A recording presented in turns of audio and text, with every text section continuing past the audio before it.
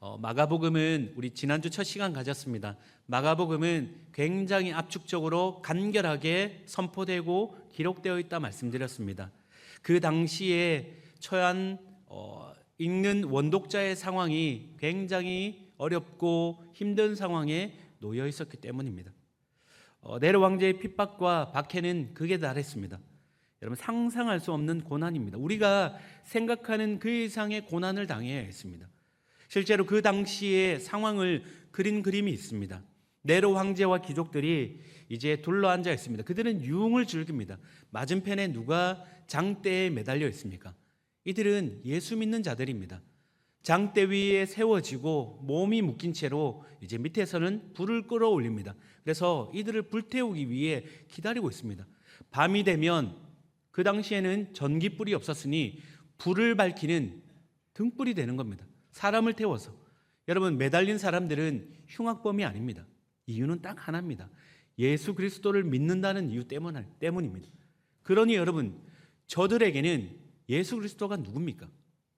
이 땅에 제일 중요한 게 무엇입니까? 돈보다 생명 아닙니까?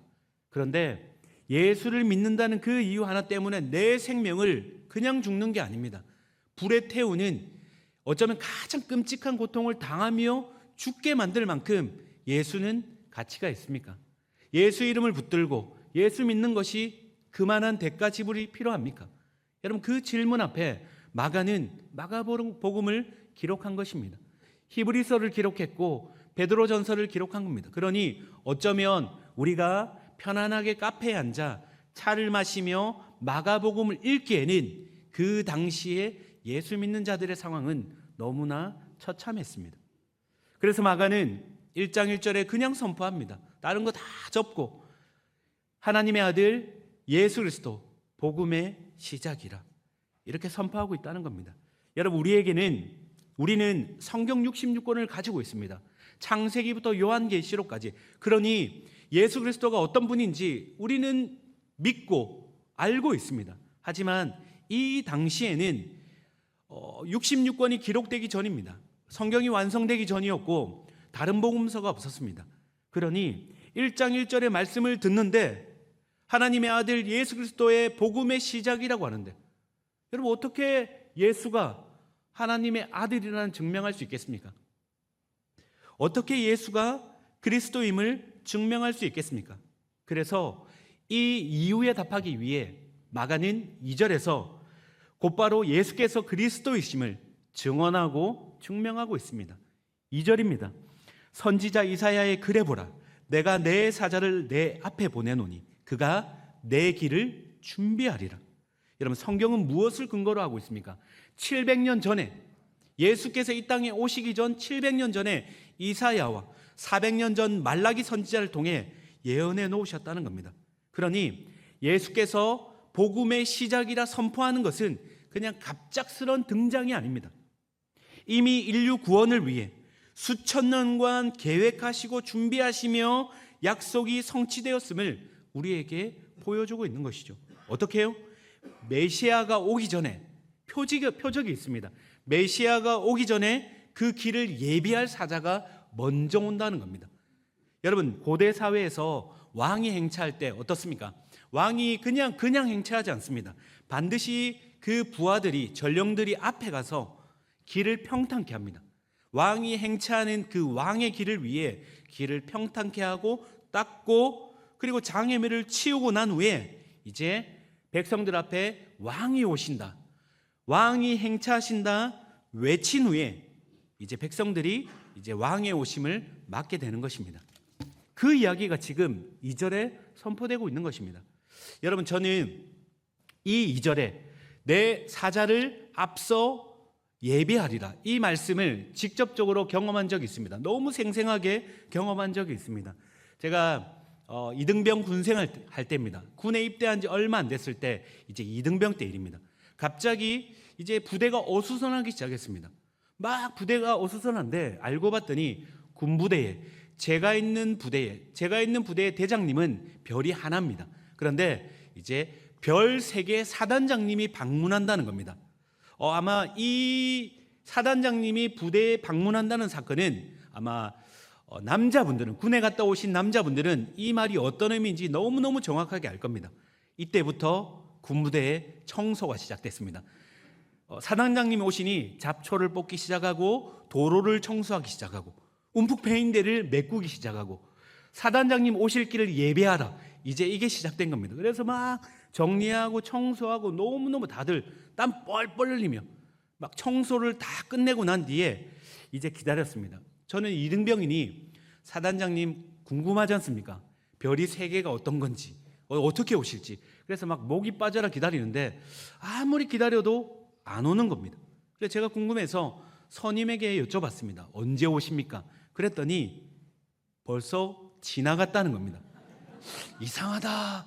아니, 이상하지 않습니까? 눈이 빠져라 기다리고 있는데 지나갔다니요. 알고 봤더니 지나가긴 지나갔습니다. 근데 지나가긴 지나갔는데 어디로 지나갔냐면 헬기 타고 하늘로 지나간 겁니다. 헬기 타고 하늘로 지나가니 청소 아무 의미가 없습니다. 그런데 제가 그때 알았습니다. 아, 사단장이 대단한 자리구나. 여러분, 잠깐 하늘로 그냥 지나가는데도 막 부대는 대청소하고 잡초를 뽑고, 하늘에서 잡초가 보이겠습니까? 그런데 잡초를 뽑고 난리가 나는 겁니다. 여러분, 세상 권력자도 그 부대를 지나갈 때 이렇게 요란하게 맞습니다. 하물며 이 땅에 누가 오셨습니까? 우리 주 만왕의 왕, 우리의 구원자 예수 그리스도께서 이 땅에 오시고 복음이 시작되었다는 겁니다. 여러분, 그러니 마가는 외치는 겁니다. 그냥 오시지 않는다. 맞을 준비를 해라. 맞을 준비를 하는데 내 사자를 내 앞에 먼저 보낸다. 그래서 오실 길을 예비하겠다. 증거를 계속 대고 있는 것입니다. 그 증거가 무엇입니까? 3절과 4절에 이렇게 기록되어 있습니다. 광야에 외치는 자의 소리가 있어.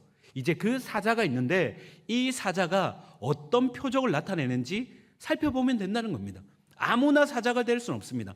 광야에 외치는 자의 소리가 있어. 너희는 주의 길을 예비하라. 그의 오실 길을 곧게 하라. 기록된 것과 같이, 기록된 예언의 말씀과 같이 이루어졌다. 4절에 누굽니까? 세례 요한이 광야에 이르러 한 사람을 등장시킵니다. 오실 길을 예배하는 광야에 외치는 소리가 있는데 그 사람이 누구냐? 세례 요한이라는 것입니다. 그러면 여러분, 우리는 이제 예수 그리스도가 그만한 대가 지불을 할 만큼, 우리의 생명의 전부를 드릴 만큼 그만한 가치가 있고 생명 다해 예수를 경배하고 찬양할 만한 가치가 있는지 그것을 살펴보려면 누구를 보면 됩니까? 앞에 보내신 사자가 실제 예언된 말씀대로 그러한가를 우리는 살펴보셔야 됩니다. 그래서 세례 요한이 이제 등장합니다. 그리고 세례 요한이 외칩니다. 그런데 여러분, 세례 요한이 어떻게 등장합니까? 광야에 외치는 소리라고 말합니다. 여러분, 광야에 외치는 자가 아닙니다. 광야에 외치는 소리는 무엇입니까? 여러분, 제가 지금 마이크를 통해 소리가 전달됩니다. 소리는 증폭되어 귀에 들리는 순간 사라집니다. 그러니 여러분, 무엇을 보시면 되겠습니까? 세례 요한이 광야에서 소리가 되고 자신의 존재감이 사라지고 자신이 낮아지고 자신이 높아지는 것이 아니라 실제로 사라지고 주에 오실 것을 예비하는지를 우리는 살펴보셔야 됩니다. 그러면 세례 요한이 그러한가를 살펴봄으로 말미암아 그 뒤에 오실 메시아 예수가 진짜 그러하다 확증된다는 것입니다. 지금 마가는 이 사실을 증명하고 있습니다. 그런데 여러분, 이상하지 않습니까? 왜 광야에 외치는 소리입니까? 분명히 오실 길을 예비하는데 소리를 외쳐야 되는데, 왕이 오신다, 만왕의 왕이 오시고 메시아가 오신다 외쳐야 되는데 어디로 가야 됩니까? 예루살렘 궁정으로 가야 되지 않겠습니까? 시장통으로 가고 사람들이 많이 있는 곳에 가야 되지 않습니까? 이상하지 않습니까? 왜 광야에 있습니까? 광야는 사람이 없는 곳입니다. 광야는 풀이 나지 않는 곳입니다. 그런데 왜 세례 요한은 광야에 외치는 소리입니까? 광야로 가야 합니까? 여러분, 그곳에 가야 할 특별한 이유가 있습니다. 세례 요한은 무조건 광야로 가야 합니다. 예언된 말씀이기도 하지만 광야로 가야 할 이유가 있습니다. 여기에 대한 답이 누가복음 3장 1절과 2절에 기록되어 있습니다. 누가복음 3장 1절과 2절. 1절과 2절을 잘 구분해서 보십시오. 1절에 누구 이름이 기록되어 있습니까? 디베레오 황제입니다. 로마의 황제 이름이 기록되어 있습니다. 그리고 본디오 빌라도 총독이 기록되어 있습니다. 갈릴리의 분봉왕 이름이 기록되어 있습니다. 그리고 2절 상반절에 안나스와 가야바의 대제사장입니다. 종교 지도자입니다. 최고 권력자들입니다. 1절과 2절의 상반절에 모아놓은 사람들은 누굽니까?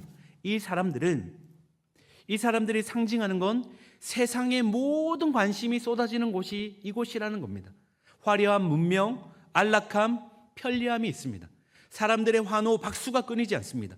세상의 중심지요, 누구나 주인공이 되려고 하는 화려한 도성이 있는 곳입니다. 여러분, 그런데 놀랍게도 황제, 귀족, 대제사장이 있는 권력의 도성에는 권력은 있어도, 사람들의 소리는 있어도 이것은 없습니다. 무엇이죠?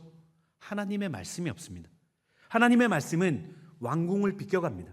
그리고 아무도 주목하지 않는 빈들, 광야 그 자리 가운데 세상의 화려한 소리에 묻혀 하나님의 음성을 들을 수 없는 이 도심이 아니라 아무것도 없는 광야에 머물고 있던 이 세례 요한에게 하나님의 말씀이 임했다는 겁니다. 그러면 묻겠습니다. 여러분, 광야는 어떤 곳입니까? 세례 요한이 머물던 광야입니다. 사진에 보시면 세례 요한이 머물렀던 유대 광야입니다. 여러분, 이곳에 실제로 세례 요한이 머물렀습니다. 문자 그대로 광야는 아무것도 없습니다. 편안히 쉴 수 있는 침대 없습니다. 목마름 해갈할 생수도 없습니다. 뜨거운 햇볕 피할 그늘도 없습니다. 사람이 살기 어려운 곳이 광야입니다. 그런데 왜 하필 하나님은 세례 요한을 광야로 이끄시고 그 광야에서 하나님의 말씀이 부어집니까? 여러분, 히브리어 단어로 광야의 의미를 아시면 이해가 될 겁니다. 히브리어 단어로 광야는 미드바르입니다. 미드바르에서 나온 동사형이 다바르입니다. 말씀입니다. 다바르는 말씀하시다, 같은 어원입니다. 그러니 무엇입니까? 성경에서 말하는 광야는 거칠고 깨어지고 무너진 곳이 아니라 광야는 하나님의 말씀이 임하는 장소라는 것입니다. 광야는 세상의 모든 소음이 차단되는 곳입니다. 아무것도 의지할 곳이 없는 곳입니다. 오직 하나님의 도심만 구하는 곳입니다. 주님만 바라봐야 하는 곳이 광야입니다. 여러분, 그곳으로 세례 요한을 이끄시고 그리고 세례 요한을 광야에서 훈련시키십니다. 그리고 말씀을 부으시고 그 사명이 무엇입니까? 주의 오실 길을 예비하는 자로 준비시킨 겁니다. 성도 여러분, 때로는 우리도 그렇지 않습니까? 우리 인생 돌아보면 광야 인생 같을 때가 너무 많습니다. 때로는 그렇게 고백합니다. 내 인생 광야 같아. 여러분, 광야가 무엇입니까? 척박한 땅 아닙니까? 메마른 땅 아닙니까? 광야는 여러분, 내 계획이 막히는 곳입니다. 광야는 내 뜻대로 되지 않는 곳이 광야입니다. 다른 곳 찾을 필요 없습니다. 내 계획 내 뜻대로 안 되고, 의지할 사람, 전화 스마트폰에 수백 수천 명의 사람의 이름이 기록되어 있어도 내 힘든 상황 마음 놓고 털어놓고 전화할 수 없는 그 상황에 놓여 있을 때 광야라고 합니다. 여러분, 광야에 있을 때 우리는 무엇을 깨닫습니까? 내 인생 주인 내가 아니구나, 내 마음대로 할 수 없구나. 여러분, 그것을 깨닫게 된다는 겁니다. 그리고 사람들의 소음을 다 차단하게 됩니다. 오직 주님만 바라보게 만든다는 거죠. 좀 전에 우리 찬양팀이 광야를 지나며 이 찬양을 불렀습니다. 함께 불렀습니다. 여러분, 이 가사가 이렇습니다. 다시 한번 보시죠. 가사에 보시면 어둠 속에 홀로 두신다고 합니다. 이 작사가가 묵상하며 기록한 글의 내용이 무엇입니까? 홀로 광야로 끌고 오셨다는 겁니다. 내가 간 게 아닙니다. 상황이 그렇게 만들어진 겁니다. 그리고 밤은 깊어집니다. 고독해집니다. 광야의 특징이 고독입니다. 어디도 기댈 곳이 없습니다. 많은 사람들 둘러싸여도 기댈 곳이 없습니다. 적막합니다. 그러나 여러분, 기억하십시오. 성도의 삶은 광야에 홀로 던져진 존재가 아닙니다. 그 다음 구절입니다. 주님만 이 고백 끌어내십니다. 주님만 내 도움 되시고, 주님만 내 빛이 되시는, 주님이 내 친구 되시는 광야. 그리고 어떻게 고백합니까? 이 광야를 통해 주님 손 놓고는 하루도 살 수 없는 곳. 여러분, 이것이 광야 인생이라는 것입니다. 이 과정을 거치면 마지막 구절에 이제 다시 새롭게 태어납니다. 어떻게 해요? 오직 주님 뜻만 이루어지기를, 나를 통해 주님만 드러나기를, 광야를 지나며. 여러분, 내 자아가 깨어지는 곳이 광야입니다. 세례요한이 하나님의 음성을 듣고 이제 광야로 왔습니다. 빈들에서 광야에서 생활하게 됩니다. 세례요한의 자아가 깨어집니다. 주님의 오실 길을 예배하기 위해 그 안에 있던 자아들, 왜 세례요한이라고? 그는 제사장 가문이었습니다. 그라고 예루살렘에서 제사장 가문으로 제사장이 될 수 있었던 사람입니다. 그러나 광야로 나왔습니다. 모든 게 차단되고 오로지 주님만 의지하는 가운데서 그의 사명 맡은 자로 예수 오심을 기다리는, 예배하는 그런 존재로 광야에 외치는 소리로 준비되었던 것입니다. 여러분, 믿음의 사람들은 모두 광야 학교를 졸업한 사람들입니다.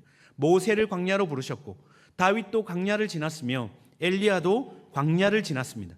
세례 요한도 광야를 통해 빚어졌습니다. 그래서 요한은 광야를 통해 이제 준비된 것이죠. 여러분, 세례 요한의 사명이 무엇입니까? 그는 주의 길을 곧게 하는 자입니다. 4절에 한번 보십시오. 이제 세례 요한이 선포하기 시작합니다. 세례 요한이 광야에 이르러 죄 사함을 받게 하는 회개의 세례를 전파하니, 세례 요한이 죄 사함을 받게 하는 회개의 세례를 선포하고 있습니다. 여러분, 그런데 여기서 우리가 정확하게 구분해야 될 게 있습니다. 세례 요한이 백성들에게 죄 사함을 받게 하는 회개의 세례를 전파할 때, 여러분, 이 죄 사함을 받게 하는 회개의 세례는 여기에 어떤 능력이 있는 것이 아닙니다. 오직 죄 사함은 이제 오실 메시아를 통해, 예수 그리스도를 통해 부어주신 성령의 세례를 통해 완전한 죄 사함이 이루어집니다. 그러면 이 세례 요한이 선포하는 것은 무엇입니까? 주의 길을 곧게 하는 것입니다. 여러분, 골짜기가 패여 있으면, 이 골짜기는 상징하는 것은 열등감과 상처입니다. 열등감과 상처가 있으면 여러분, 오실 메시아가 와도 여러분 그 말씀이 잘 들어가지 않습니다. 내 상처와 내 열등감 붙잡고, 그리고 산이 높아 있으면 여러분 교만하다는 겁니다. 산이 높은 만큼 교만하면 또 들어가지 못합니다. 세례 요한은 이 제3의 회개를 통해 내 죄된 모습을 돌이켜서, 그냥 입술로만 회개하는 것이 아니라 실제 삶에서 돌이켜서 이 세례를 받고, 그리고 어떻게 해요? 내 골짜기가 메워지고 높아진 산이 낮아지고 굽어진 이 길이 다시 펴지고, 그래서 그 마음의 밭을 준비한 후에 오실 메시아를 기다리라는 겁니다. 그 역할을 세례 요한이 사명으로 감당하고 있다는 것이죠. 여러분, 세례 요한이 이렇게 선포하자 사람들이 밀려오기 시작합니다. 5절입니다. 우리 5절 우리 같이 한 목소리로 읽겠습니다. 온 유대 지방과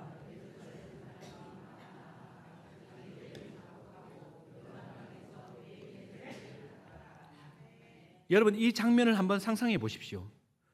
당시 종교 중심지는 예루살렘입니다. 화려한 성전이 있었고 대제사장이 있습니다. 그런데 유대인들이 이 예루살렘 성전을 등지고 아무것도 없는 척박한 광야로 밀려들기 시작합니다.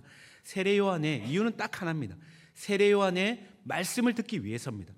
세례 요한을 통해 죄사함의 회개를 받기 위해, 세례를 받기 위해서입니다. 여러분, 그러니 이때 당시에 세례 요한의 인기가 얼마나 대단했겠습니까? 사람들이 환호하고 열광하기 시작합니다. 누가복음 3장 15절은 이때 당시의 분위기를 설명하고 있습니다. 백성들이 바라고 기다림으로 모든 사람들이 요한을 어떻게 해요? 그리스도라 생각한다는 겁니다. 세례 요한은 오실 메시아를 준비하는 사자였는데 사람들이 저 사람이, 세례 요한이 그리스도인가? 그렇게 생각한다는 겁니다. 그리스도라고 생각한다는 겁니다. 그러니 여러분, 기대감이 극에 달았습니다. 아마 사람들이 환호했을 겁니다. 환호하며 메시아 요한 이렇게 외쳤을 겁니다. 많은 사람들이 외치니 여러분, 이때 세례 요한이 다른 거 할 필요 없습니다. 사람들의 질문, 당신이 메시아가 맞습니까? 그때 세례 요한이 아무 말도 하지 않고 그냥 이렇게 뜻만 들여도 사람들이 알아서 세례 요한을 높여주고 세워주고 칭찬하고 대접해줄 것 확실합니다. 여러분, 얼마든지 주인공이 될 수 있는 상황입니다.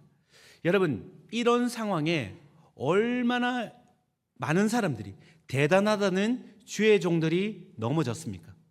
처음에는 순수한 마음으로 그렇게 주님의 오실 길을 준비하며 그렇게 사람들에게 예수를 전했지만, 이후에 사람들의 칭송과 박수와 갈채가 이어지니 그 대단했던 종들이 어떻게 됩니까?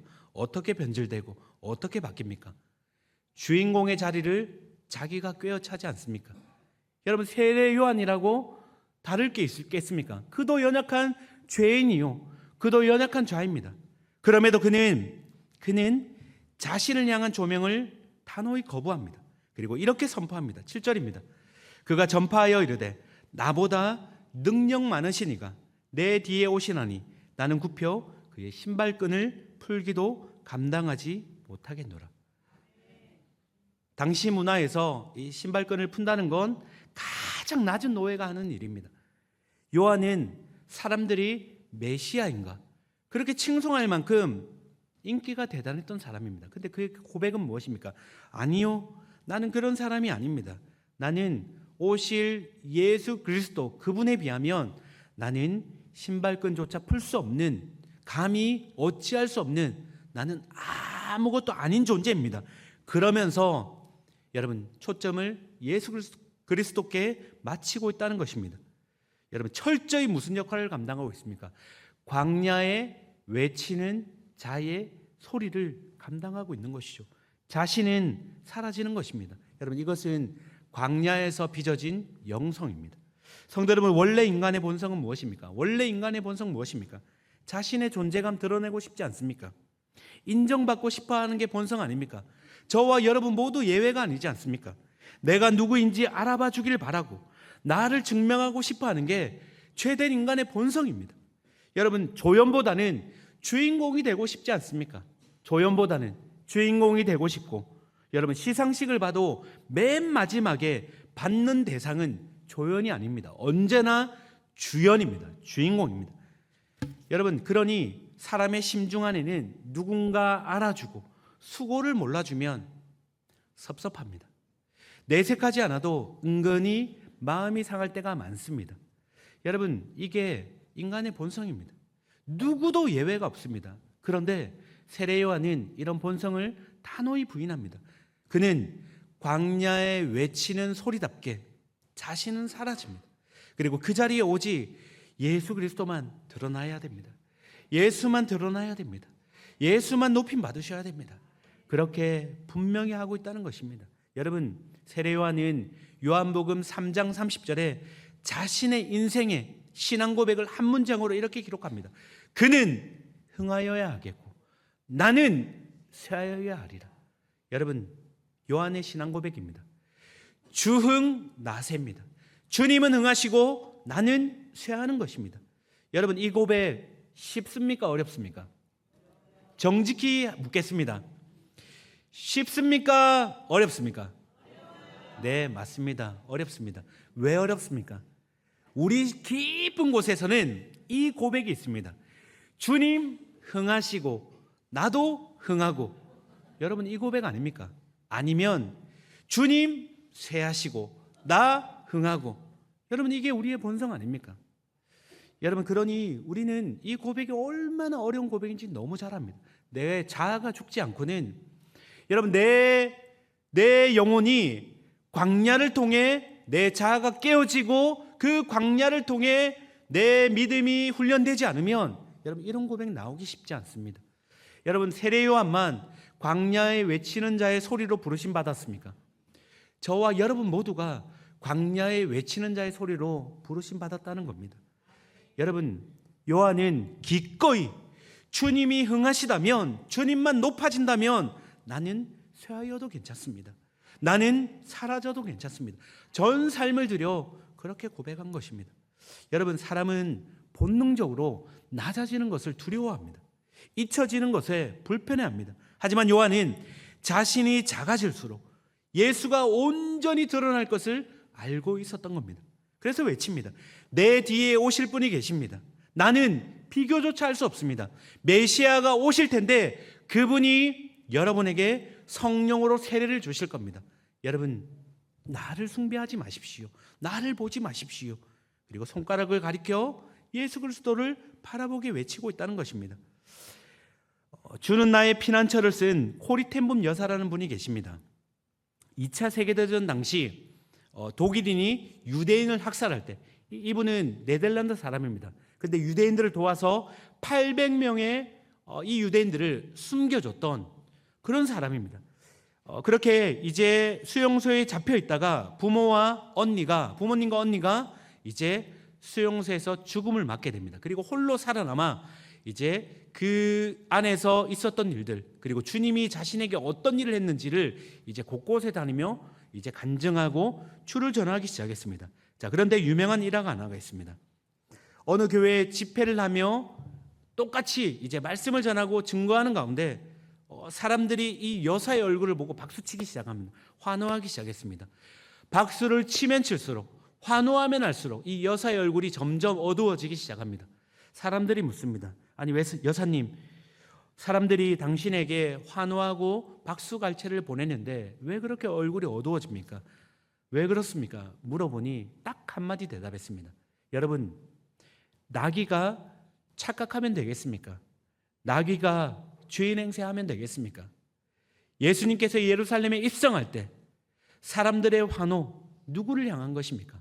나귀를 향한 것이 아닙니다. 오직 환호와 박수와 영광은 우리 주 예수께만 올려드려야 합니다. 영광 받으실 분은 오직 예수님밖에 없습니다. 여러분, 우리 평안교회는 다른 거 없습니다. 어떤 누구도 머리 대신 예수 그리스도 외에는 목사인 저도, 담임 목사인 저도, 우리 권사님들, 집사님들, 어떤 대단한 어떤 누구도 영광 받을 수 없습니다. 오직 머리 대신 예수께만 영광 올려드려야 될 줄 믿습니다. 여러분, 열심히 교회를 섬기고, 혹시나 한 해를 돌아보며 열심히 교회를 섬기고 충성했지만 혹시 마음속에 서운함이 있고 또 상처로, 혹시나 이해할 수 없는 상처로 섭섭함과 힘겨움 가운데 계신 분 계십니까? 그렇다면 기억하십시오. 그 순간이 바로 여러분, 우리가 평탄하고 아무 일 없고 내가 높아져 있을 때 그때가 아닙니다. 내가 낮아지고 상처가 깊어지고 광야 가운데 있을 때, 절망 가운데 있을 때, 말로 닿을 수 없는 사람들의 원망, 질시, 상처, 서운함, 그 가운데서 여러분, 그때가 바로 여러분 기억하십시오. 주님께 올려드릴 귀한 고백, 올려드릴 그 기회입니다. 주님은 흥하시고 저는 쇠해야 될 줄 믿습니다. 여러분, 주님이 아십니다. 여러분, 언제 주님 흥하시고 이 고백하십니까? 언제 하십니까? 여러분, 묵묵히 아무도 알아주지 않는다 해도 그 자리 가운데서 내가 수고하며 애쓰는 가운데 그 일을 통해 여러분, 주님은 흥하시는 겁니다. 내 육신은 고단해서 쇠하여지고 내 물질은 점점 말라갈지라도, 내 마음은 찢기고 상처날지라도, 쇠하여질지라도 여러분, 그 쇠함을 통해 우리 주님이 영광 받으신다 말합니다. 여러분, 내 이름이 높아지고 내 소리가 커지고 여러분, 내 존재감이 드러난다면 그 순간 주인공은 우리 예수님이 아닙니다. 내가 주인공 되는 겁니다. 세례 요한은 광야에서 그 훈련 받았습니다. 내 소리 내는 훈련이 아니라 하나님의 말씀 듣는 훈련, 그리고 주님의 말씀 받아 광야에 외치는 자의 소리로 살아가는 그 훈련 받은 겁니다. 여러분, 혹시나 광야 훈련을 받고 계십니까? 여러분, 누구도 의지할 수 없는 마음의 상처와 아픔과 답답함과 힘겨움이 있다면 기억하십시오. 우리 주님이 쓰시겠다고 합니다. 주님의 흥하심을 위해, 오실 길을 위해 너를 쓰겠다고. 그래서 내 입술의 소리를 제하여 주시고 내 마음의 높아짐을 제하여 주시고 나를 낮추고 내 자아를 완전히 깨뜨려서 여러분, 주님만 붙잡고 그렇게 살아가게 만드시겠다는 겁니다. 여러분 주님이 아십니다. 여러분 마태복음 11장에 세례 요한을 통해 주님이 이렇게 말씀하십니다.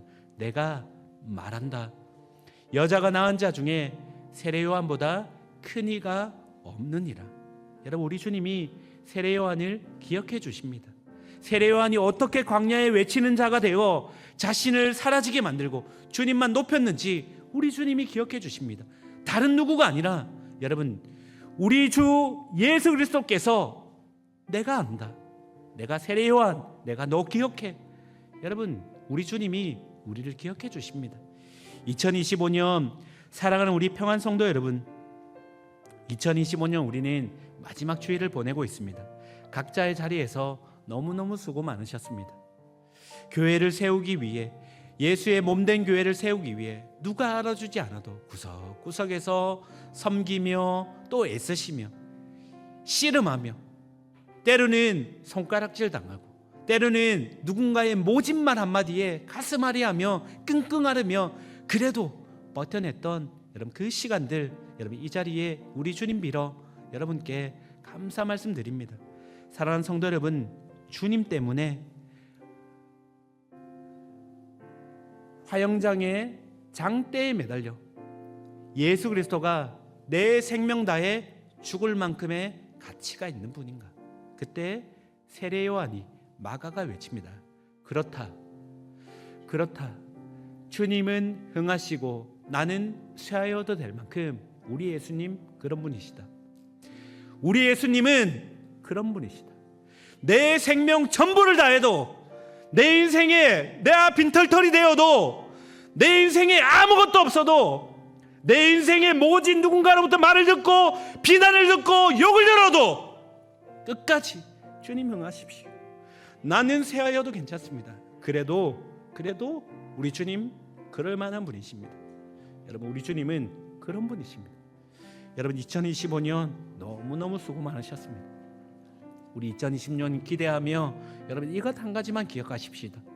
나는 쇠하여도 괜찮습니다. 어려운 고백입니다. 그럼에도 우리 이렇게 고백하십시다. 주님, 저는 쇠하여도 괜찮습니다. 주님만 높임받아 주십시오. 이 고백이 입술의 고백이 아니라 내 인생 전부의 고백되게 도와주시고 그럴 만한 내 생명 전부를 드려도 그럴 만한 우리 주 예수 그리스도 그분 사랑하며 우리 그렇게 걸어가는 우리 평안의 성도님들 되시길 축원합니다. 이제는 우리 주 예수 그리스도의 은혜와 하나님 아버지의 무한하신 사랑과 성령의 교통교제 충만하심이 우리의 일평생에 주님 오신 길 예비하며 주님은 능하시고 주님은 높아지고 주님만 영광 받으시고 우리의 약함을 통해 주님께 모든 걸 올려드리길 그렇게 살아가기 소원하는 이 자리에 있는 모든 이들의 머리 위에 이제로부터 영원토록 함께 있을지어다.